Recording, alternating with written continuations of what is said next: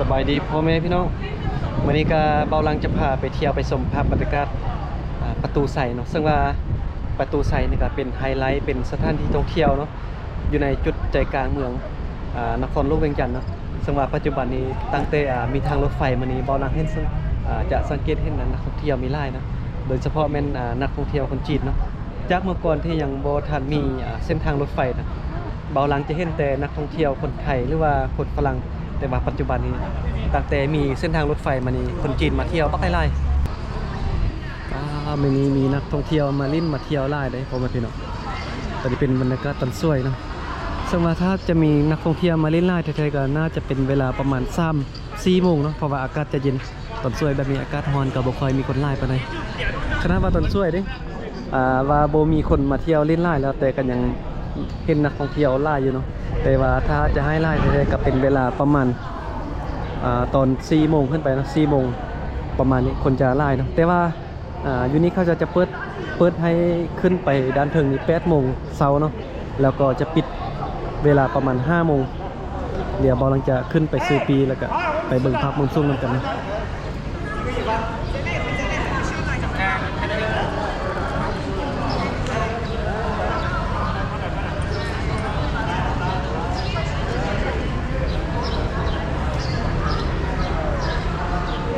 รอคิวอยู่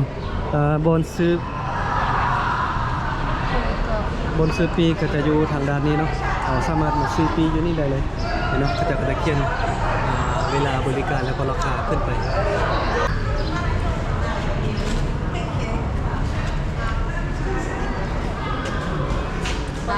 คนแล้ว คนเรา5,000เนาะคนต่างประเทศอาจจะได้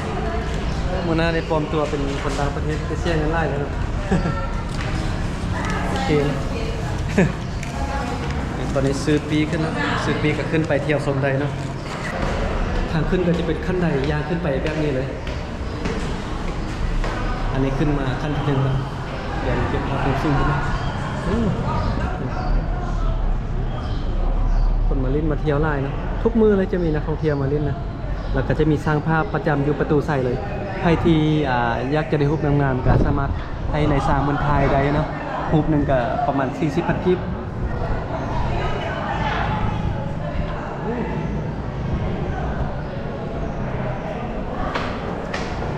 วันนี้บอลก็มาเที่ยวคนเดียวเนาะ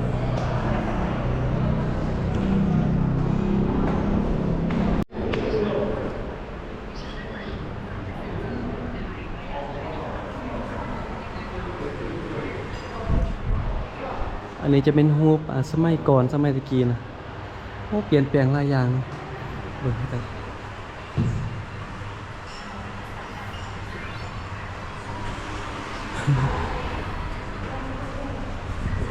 ก่อนจะขึ้นไปทางด้านจบถึงก่อนที่จะขึ้นไปทางด้านเทิงสุดก่อนนะพาเบิ้งเที่ยวนี้ก่อนเที่ยวนี้เพิ่นจะมีรูปนะจะมีรูปประตูใส่สมัยตะกี้ตอนเพิ่นกำลังสร้างขึ้นมาเนาะเดี๋ยวจะพามาเบิ้งว่ารูปภาพสถานที่ท่องเที่ยวรูปภาพประตูใส่จากเมื่อก่อนนี่สมัยประมาณหลายปีก่อนนี่เป็นจังได๋เขาเจ้าก็จะเอารูปไปนี่ก็เป็นรูปเก่าเนาะรูปเก่าสมัยตะกี้ตอนเขากระเจ้ากำลังสร้างขึ้นมานะโอ้เดี๋ยวไปเบิ่งด้านนั้นอันนั้นจะมีตอนสมัยน้ำท่วมเดี๋ยวจะพาไปเบิ่งรูปน้ำท่วมเนาะ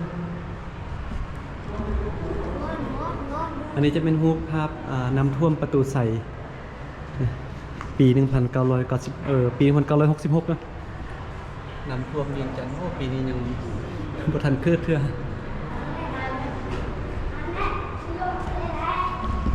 ไปทางด้านเทินพุ่นเที่ยวนะ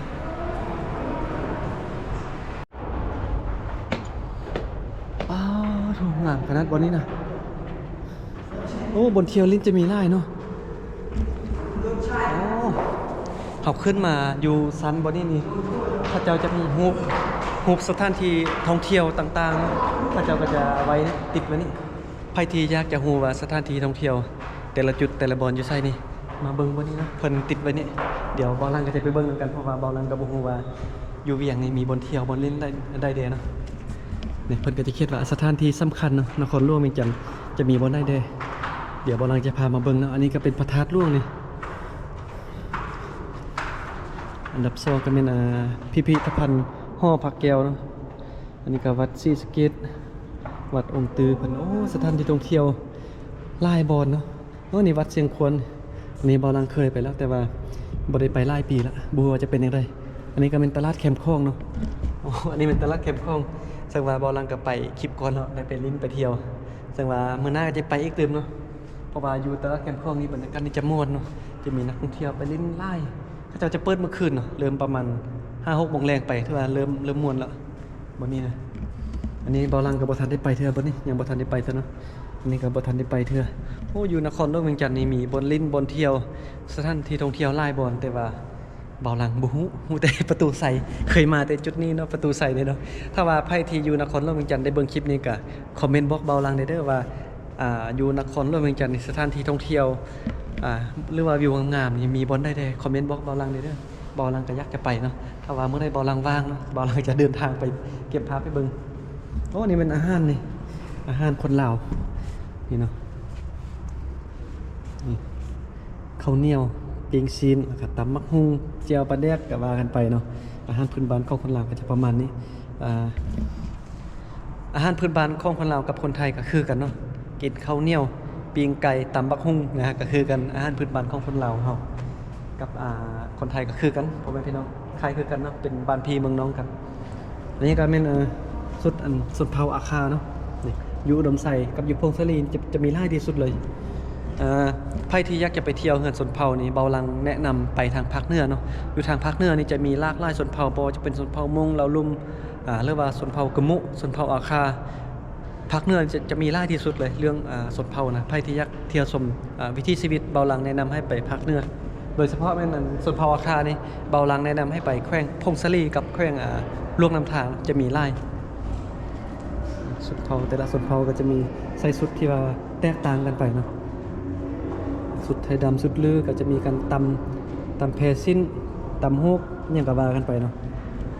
ก็จะประมาณนี้โอ้นี่นักท่องเที่ยวฝรั่งเพิ่นก็เบิ่งเลยเพิ่นก็สนใจทางด้านวัฒนธรรมฮิตของวัฒนธรรมความเป็นลาวนะเพิ่นก็มาเที่ยวยืนเบิ่ง ทางด้านนี้เนาะเดี๋ยวก่อนจะไปลิ้นไปชมวิวอยู่ทางด้านถึงนี้บ่ลังจะพาเที่ยวชมบริเวณเที่ยวนี้เกินเที่ยวนี้ก่อนเนาะว่าเป็นจังได๋มีบนไทยฮูกมีบนเช็คอินบนไหนบ่ลังจะรีวิวให้ทัวร์ให้ถึงเลยให้ฮู้ให้เฮ็ดนำกันไปเลยเนาะคลิปเดียวนี้เลยอันนี้ก็มอระดกโลกในลาวเนาะสถานที่ท่องเที่ยวต่างๆเพิ่นก็จะมาไว้นี่อันนี้จะเป็นอยู่ลงหัวบางเด้อนี่ซึ่งว่าสถานที่ท่องเที่ยวอยู่ไสเพิ่นก็จะเขียนบอกละเอียดให้เนาะว่าอยู่ไสโอ้มาเล่นประตูไสนี่ก็ได้ความรู้ได้พ่อแม่พี่น้องเพราะว่าแม่นไผที่อยากจะรู้ว่าสถานที่ท่องเที่ยวอยู่ในประเทศลาวมีบ่อนได้เด้นะเข้ามาทางซันนี่น่าจะเป็นซันที่3บ่ลังยางขึ้นมาทางนี้จะมีรูปภาพสถานที่ท่องเที่ยวหลายจุดหลายบ่อนเพิ่นก็จะมาติดไว้ตามฟ้านี่แล้วก็จะเขียนรายละเอียดใส่พร้อมเลยนะเพื่อให้เรารู้ว่าสถานที่ท่องเที่ยวแห่งนั้นอยู่ไสเป็นจังได๋เนาะเอากลับมาเบิ่งเอาข้อมูลแล้วก็ไปเที่ยวได้เลย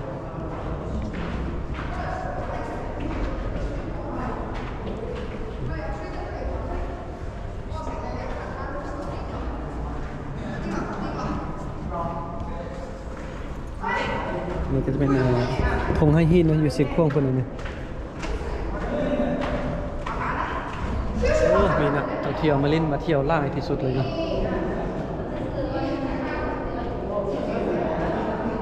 อันนี้จะแม่นนี่อันนี้ก็วัดเสียงทองอยู่ลงบางนี่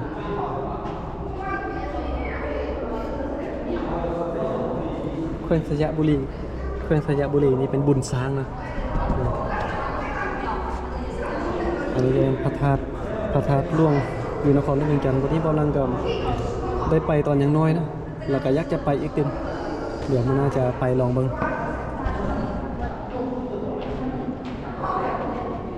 โอ้นี่ให้เบิ่ง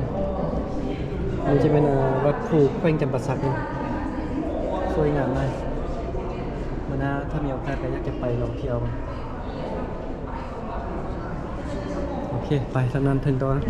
เดี๋ยวจะพาไปเบิ่งภาพมุมสูงนำกันเลยว่าถ้าว่าเราขึ้นไปอยู่ทางด้านถึงคุณไปอยู่จอมทางด้านถึงคุณนะ ของประตูใส่นี่มาเบิ่งภาพมุมสูงนำกันว่าอยู่นครหลวงเวียงจันทร์จะเป็นจังไดเนาะไปเบิ่งภาพมุมสูงกันเลยพ่อแม่พี่น้องโอ้ขึ้นมาแล้วฮอตแล้วเนาะขึ้นมาด้านเทิงนี้ลมพัดเลยบริเวณนี้ลมพัดนี่เย็นขนาดตอนยางขึ้นมานี่ฮ้อนนิดนึงเพราะว่ายางขึ้นขั้นใดมาแต่ว่าขึ้นมาฮอตเทิงนี้อากาศเย็นเพราะว่ามีลมร่วงเลยเพราะว่าเราอยู่บนที่สูงขนาด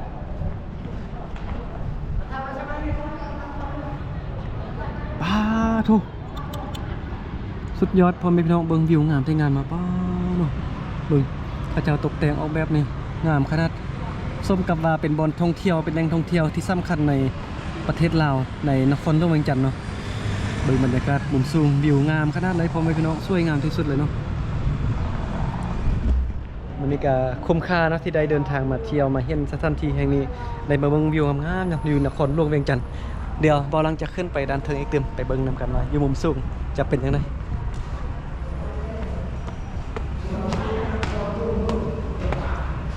ทางขึ้นทางไหนเนาะน่าจะเป็นทางนี้เพราะทางขึ้นนี่ก็อยากลืม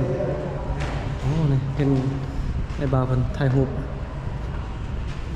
ทีมงานแล้วเนาะครบทีมไว้เพิ่นเนาะเบิ่งเพิ่นเพิ่นถ่ายรูปมาโอ้มาเล่นลายคนม่วนเนาะมาได้ไสนี่ผู้บ่าวนี่ มาแต่มึงพิน อยู่แพงใด แกงสว่างพิน แพงสวรรค์ภาคใต้บ่เนาะโอ้นี่สงสัยเป็นแก๊งอันฟอร์มสร้างเราได้แม่นบ่แม่นน่ะ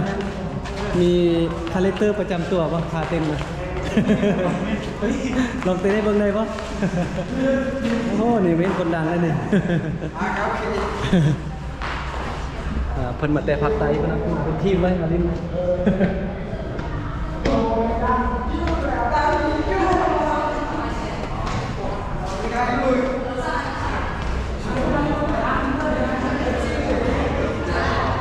บันนี้ขึ้นมาอยู่จอมสุดสูงสุดแล้วตอนนี้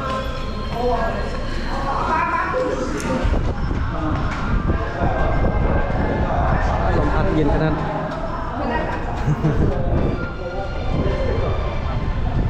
เมื่อกี้บอลังยืนอยู่บนนี้นะเมื่อกี้นะตอนนี้ก็ขึ้นมาอยู่บนสูงที่สุดเลยตอนนี้มาเบิ่งภาพมุมสูงนำกันขึ้นมาทางด้านถึงนี้ลมพัดเย็นขนาดเลยเย็นแท้เย็นว่าเนาะ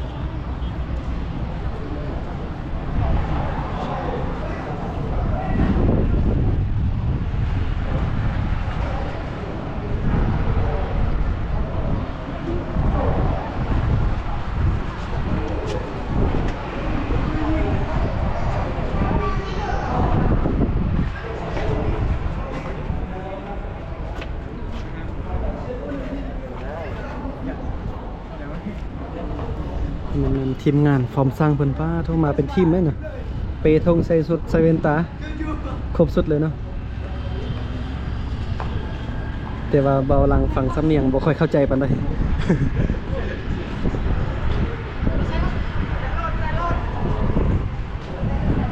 โอเคนะเดี๋ยวขึ้นมาฮอดทางด้านเทิงนี่แล้วก็จะพายางเที่ยวชมมาเบิ่งวิวภาพมุมสูงนำกันว่าอยู่นครหลวงเวียงจันทน์จะงามขนาดใดพ่อแม่พี่น้องโอ้รถนี่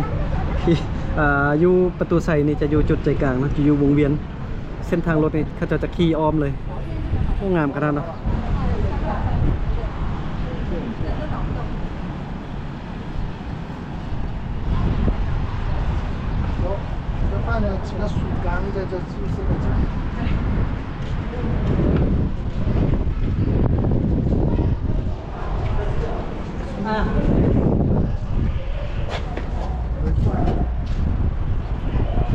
อยู่ทางด้านกงกันข้ามฝั่งนั้นนี่จะมี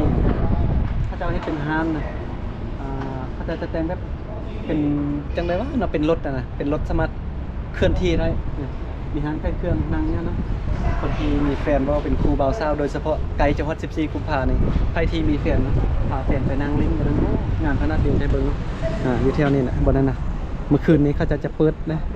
นั่งซื้อเครื่องดื่มเนาะกินอาหารอยู่บนนั้นโอ้งามขนาดทางด้านนี้ก็มีเนาะจะมีรถแบบรถเคลื่อนที่นะงามๆเลยเดี๋ยวบอลังจะพาไปเบิ้งเนาะแต่ว่าเที่ยวชมแถวนี้ก่อนทางด้านนี้แห่งงามนะผมไปน้องเบิ้งเนาะงามแท้งามมาสุดยอดเลยงามขนาดเนาะส้มแล้วที่ว่าเป็นสถานที่ท่องเที่ยวอันดับต้นๆเลยอยู่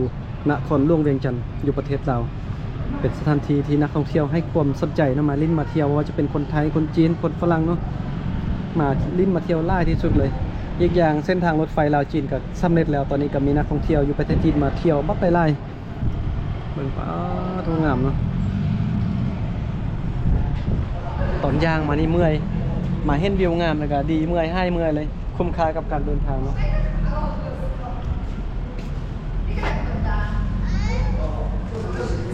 โอ้วันนี้จะมีทางขึ้นไปตื่นได้วันนี้นะขึ้นไปวันนี้แต่ว่าเพิ่นบ่ให้ขึ้นแล้วเนาะเพิ่นจะเอาไม้แปลนมาอัดไว้บ่ให้ขึ้นไปเบิ่งทางขึ้นนะขึ้นไปถึงพุ่นแล้วก็ยังมีพระนะให้เรามากราบไหว้มาบูชามาขอพรอยู่นี่ได้เลย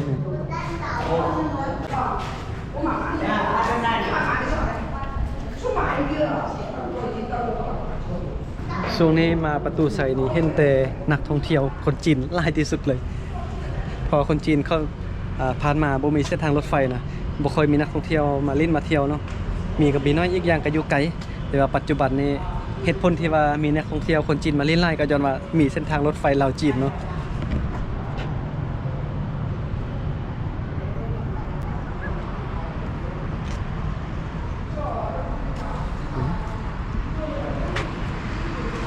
โอ้งามคุ้มค่ากับการเดินทางขึ้นมาเบิ่งวิวงามๆแบบนี้พอไหมพี่น้องสวยงามหลายโอ้ผมลืมเกือบตก笑人的啊破开了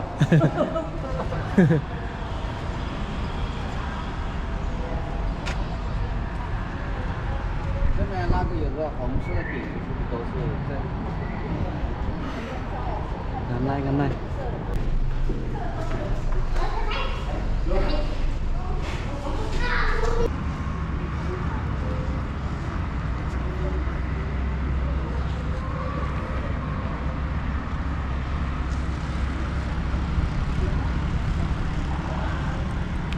関心がないんですよ。それでもいいですね。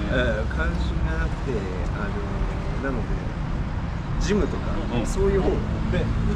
ある意味で満足ホテルの中で。そう。いいですねそれね。帰りに乗らないですね。関心がないのをお伝えできる。โอเคนะเมื่อกี้ก็ไปขึ้นทางด้านถึงประตูไซเนาะแต่ว่าตอนนี้เบาลังก็ลงมาทางด้านลุ่มแล้วเดี๋ยวจะพามาเบิ่งว่าทางด้านนี้เป็นยังไงเนาะซึ่งว่าอยู่กงกันข้ามทางด้านประตูใส่นี่ก็เพิ่นก็ค่ายเครื่องดื่มหลายอย่างเลยทางด้านหน้าก็มีร้านอาหารร้านขายเครื่องดื่มมีร้านคาเฟ่หลายร้านเนาะอยู่ข้างทางแบบนี้เลย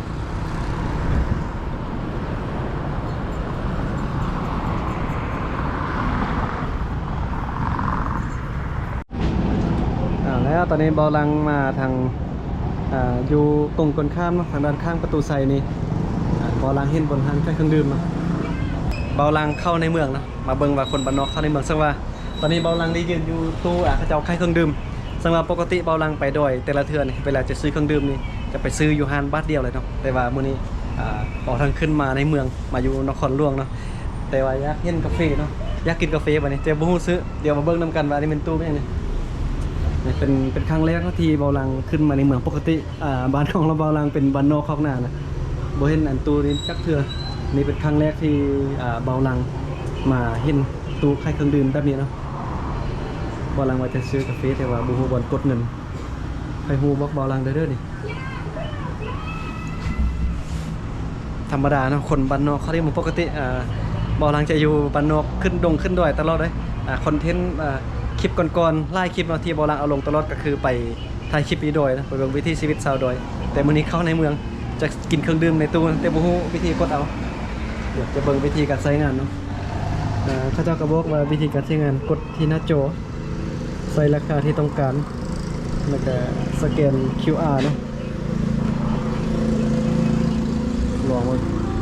จะกดเบิ่งบ่เนาะแต่ตลกเลยบ้านี้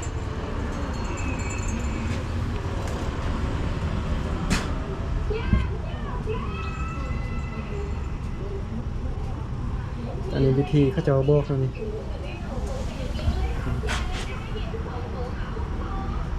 กรุณากดปุ่มเพื่อปุ่มอะไรเนาะ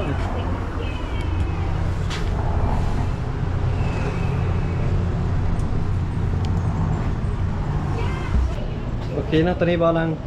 กดซื้อกาแฟได้แล้วบอลังเบิ่งวิธีเดี๋ยวจะบอกวิธีเนาะสำหรับใครที่ยังบ่รู้อันนี้ก็เป็นครั้งแรกที่บอลังได้มาซื้อเครื่องดื่มยูทูบแบบนี้นะเขาจะเขียนวิธีอยู่นี่นะวิธีกดนะ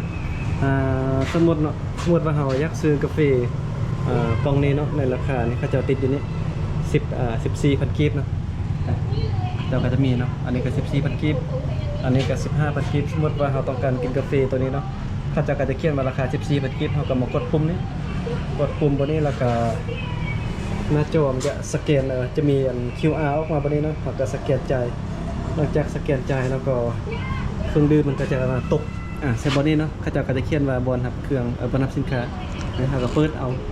ถ้าซื้อกาแฟมันก็จะมีกาแฟตกลงนี้นะครับเอามาเนาะก็ประมาณนี้เนาะนี่บอลังก็เอาด้วยกาแฟครั้งแรกที่ว่าได้มาซื้อกาแฟซื้อเครื่องดื่มอย่างนี้เดี๋ยวจะไปก่อนเดี๋ยวเขาจะเห็นเขาจะหัวคอนซอกบนนั่งเย็นๆกันนะ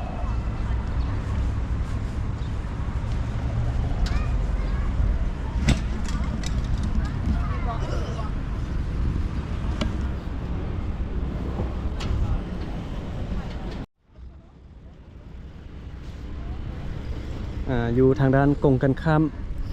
ประตูใส่ก็จะมีร้านขายเครื่องดื่มแบบนี้เลยโอ้งามขนาดสบายดิโดยขอรีวิวนิดนึงเด้ออันนี้เขาจะเอิ้นว่าเหือนบ้านบ่นี่หรือว่าจังได๋อันนี้มันห้าง มันห้าง ปั่นบ้านชื่อบ้าน เฮาตั้งไว้นี่ตลอดเลยบ่นี่ แม่น นึกว่าลากไปลากมาบ่แม่นเนาะ บ่ เพื่อประจำอยู่นี่ตลอดเลย แม่น สามารถเคลื่อนที่ได้บ่อันนี้นะ อาจจะได้นะมีบอลลากอยู่ ได้สร้างซื้อบ่หรือว่าแต่งเองเนี่ย อันนี้โอ้โหเลย เป็นพนักงานค่ายนี่ติ แม่นเป็นพนักงาน นึกว่าเป็นเจ้าของขอบใจหลาย ก็ขายอยู่ เลยเป็นแบบลักษณะแบบคือเหือนเลยแต่ว่าคือรถเลยเนาะแต่ว่าสามารถเคลื่อนที่ได้เพิ่นเอามาค่ายเครื่องประจำอยู่นี่ตลอดเลยเนาะแต่ว่ามีกองลายหน่วยเลยเดี๋ยวมามึงอันนี้นะโอ้งามเลยเขาจะตกแต่งนะ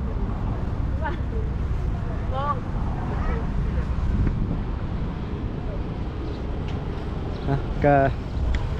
ประมาณนี้เนาะวันนี้เบาลังก็มาในเมืองนะมาเที่ยวในเมืองเมื่อกี้ว่าจะไปซื้อกาแฟเนาะปกติเบาลังขึ้นดอยนี่ไปถ่ายวิถีชีวิตอยู่ดอยเวลาจะซื้อเครื่องดื่มน้ำกินนี่อาจจะไปซื้ออยู่ห้างแบบง่ายๆเนาะแต่ว่าเมื่อกี้เบาลังไปเห็นตูเมื่อกี้นะโอ้บักยากก่อนจะได้กินนะตัวนี้สุดท้ายก็ได้กินเนาะอันนี้ก็ประตูใสเบิ่งนักท่องเที่ยวมาลิ้นมาเที่ยวไล่เนาะทางด้านนี้ก็มีอาหารค่ายเครื่องดื่มเป็นกาแฟเพราะแต่นี้ก็มีไล่เนาะมีอาหารการกินหลายอย่างเนาะด้านนี้นะแล้วก็จะมีบอนนั่งพอดเนาะพอหลังจะมานั่งที่นี่จะมีบอนที่นั่งพักผ่อนเป็นจุดเป็นบอนเนาะอยู่ข้างประตูใสแบบนี้มานั่งแล้วก็ชมวิวทางด้านล่างเนาะนั่งชมวิวเบิ่งประตูใสบรรยากาศอาจจะมืดๆนิดนึงเนาะ